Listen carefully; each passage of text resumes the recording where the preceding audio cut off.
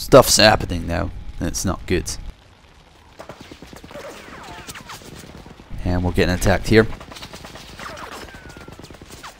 Cousin, if we wait much longer for the cavalry, they'll be rescuing our corpses. If we attack the Gatling Gun head on, we'll both die. I'll draw the fire, while you try to find a way inside the walls. Alright, sounds like a plan. So yeah, that's what we're doing. We're going to get this guy. We have to go up here, I remember. I am surprised how well I can remember this game. Just about where to go and all. So we go in here, down here, and it's basically self-explanatory, as you know. It's very, what's the opposite of the word open world? It's very linear, that's it. To where we have to go. So like, just across this corridor. I like the idea of just having empty rooms in video games that are just not essential. You know, some people might not like it. It depends on the context, because you might be like, oh, what's this, and think it matters. And if there's a ton of rooms like that, then you're probably not going to value most rooms, and there could potentially be something in those rooms. So it's sort of a, is this worth doing? I don't know. For me, I don't really like a level in a game where I'm like, this doesn't make sense. It's specifically designed in such a way where the platforming makes sense. Like, let's say you're playing I was gonna say Assassin's Creed, but I'll say Uncharted or Prince of Persia. I've only played a handful of Prince of Persia games, but I played all the Uncharted games. I don't even know with Uncharted. I don't think that's a good example, but it's the idea of atmosphere and being like, hey, this ledge is here, but it really shouldn't be, because that doesn't really make sense, or I don't know, something of that sort, where the buildings or the layout of everything just doesn't make sense, and it's just there because it makes sense from a platform aspect.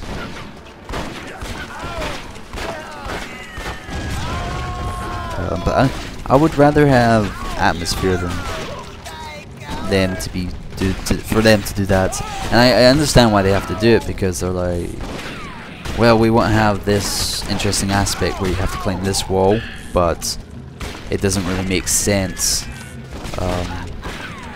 in the context. I don't know if I'm making sense with this, so I'll just stop talking about it. Hopefully you know what I'm talking about. Again, comment below. I will answer all comments, unless you see mean, like really mean things about me. Like I don't even know. Yeah, but I've commented all comments, I think, unless it's in a reply 5 times, then I generally don't really answer them, because you know that you don't need an answer, because you're just like, yeah, I agree with that, or alright, thanks for the answer. Like, there's no point to replying to that. But you have a question, or you have something you want to say, then I'll probably answer it. I don't know. I think it's good to acknowledge that you see somebody's comments. Like, I think it's different to say that you read and see all the comments in a video form than actually doing it and there being proof of you actually going through the comments. That's how I feel. And I don't really look down upon. This is starting to slip into like a little podcast now, because I don't know. Maybe I'm starting to figure out, oh, I can talk about other things on this now. But yeah, I don't really look down upon other YouTubers that don't talk, or sorry, they don't talk, that don't read comments if they're a big YouTuber, because I sort of understand that when you're getting 10, 20,000 comments every video, that's just impossible to read. And even them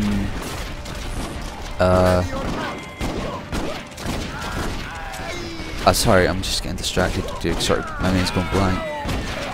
Even them, like, not even replying to any comments, which a few big YouTubers do, I think that's due to them being too focused on the content, or the feeling of just getting comments from people just becomes numb. It just becomes, I just get comments. That doesn't make sense to me in my head, because I'm just like, oh, comments, that must be awesome. And I don't understand the idea of getting 10,000 comments and being like, let's just ignore this. That doesn't make sense to me. Like, if you're getting that much information in a video, then that's great. Oh, another guy. Yeah. But yeah, if you're getting that much information, I think that's great. Because it's information about you and this content that you're doing, and god damn it, we have to go this far back, really? Yeah, we're gonna jump cut in a second. But yeah, I think that's good to just get that much information. And you probably know that I have another channel, the Creepypasta one. This is really turning into a little podcast here. But yeah, with that channel, I can just do so much more on that channel because I get more comments, and I'd like to think that I can put in just the same work into it. I'd like to think that I could put more work into this channel, the Sabian channel, because it's gaming, and unfortunately, gaming isn't appreciated as much as these other genres like creepypastas. Like I'm growing fairly fast on my creepypasta channel, and it's because it isn't really competitive over there with like all the people that are doing it, and it's I would say it's people still don't know what creepypastas are. If you don't know what creepypastas are, please do feel free to check out my channel and listen to those videos.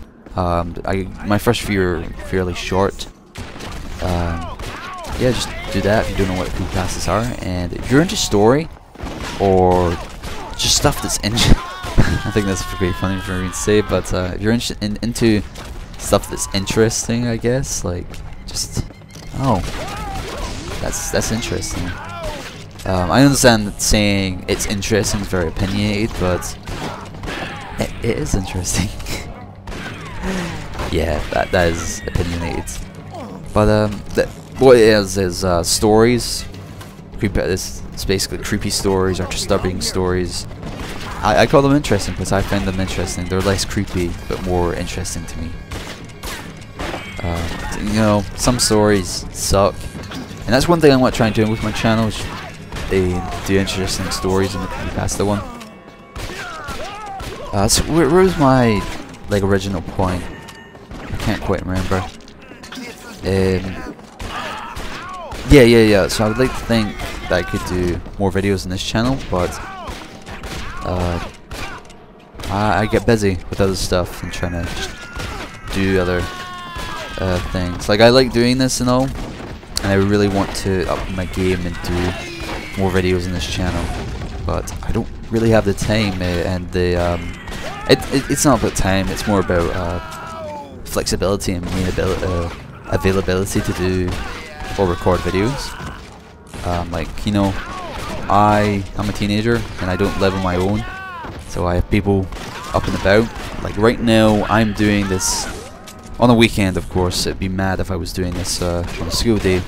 I'm doing this, let me check the time, 5:30 AM, which is crazy, on a Sunday morning. And I'm doing that because everybody's asleep, so I can do this on my own accord without any worries of being interrupted. So that's just one reason why I don't upload it much. And I think that's the case with a lot of YouTubers, and it's unfortunate. I feel like I'm very handicapped, so to speak, because of it. but just something I gotta deal with.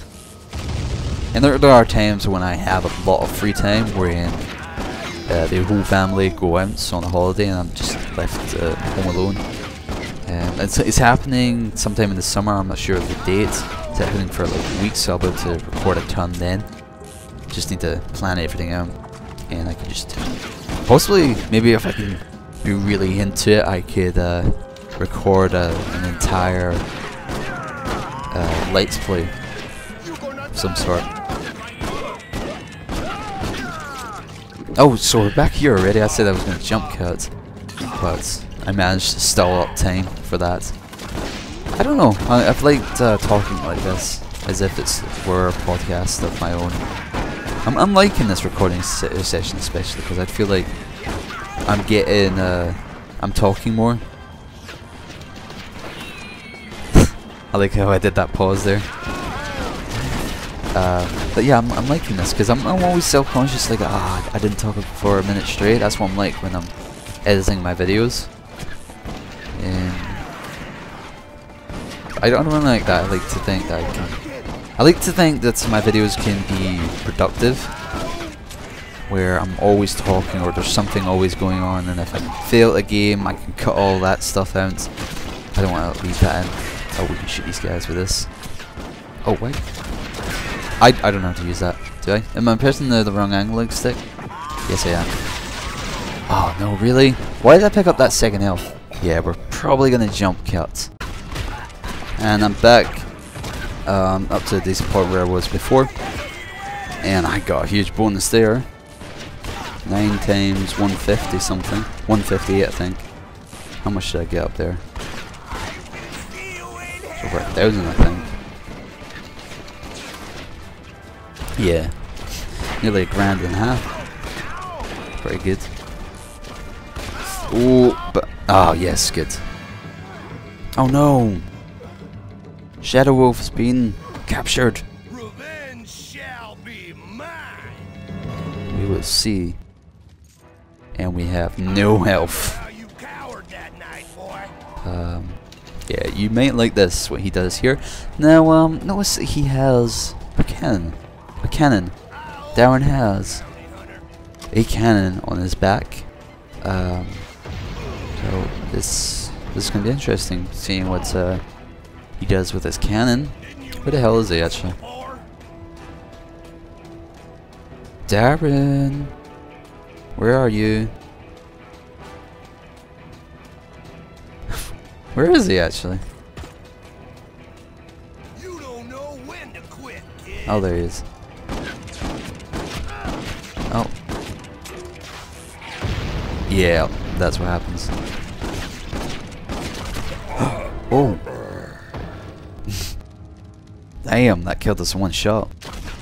Hopefully it doesn't take us. Yes, thank God. I was hoping that it wasn't going to take us too far back, and it didn't. I am grateful for that. Failed a lot there for some reason. I think it was due to me talking a lot, and I wasn't really thinking what I was doing.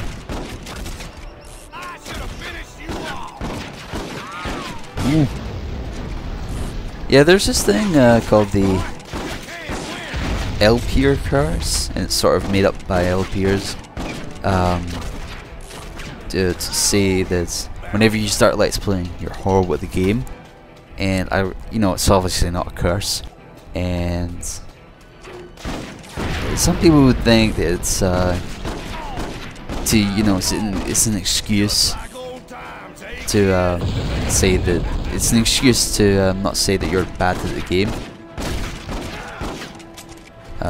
But I think it's more of the reason why you don't do so good when you're Let's Playing is because you're talking. I don't know, I feel like that should be a bit of common sense. But people just jump on this idea of Let's Play a curse. Where did our friend go?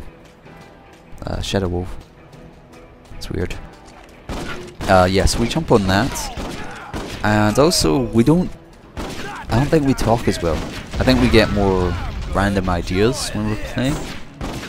But we're not so focused on those ideas when we're playing a game.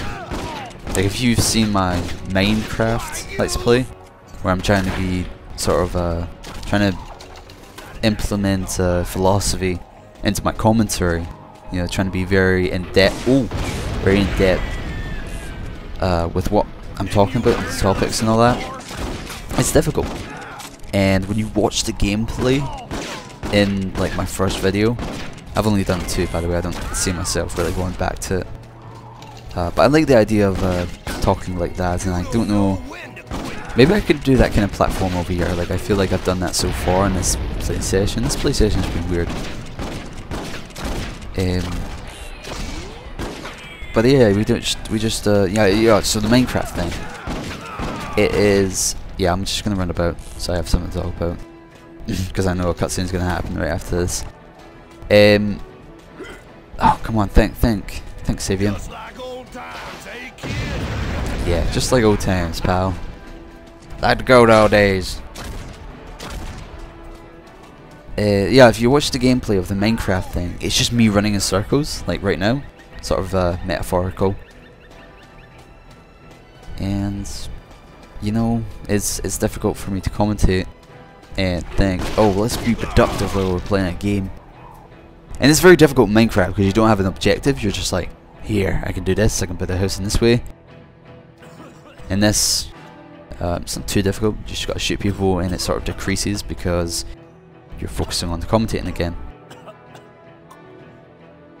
Many are the dead who have prayed for this moment. You have done well, Red, but his master Diego still lives. That's Diego's war train. Go, cousin. Finish what you have started.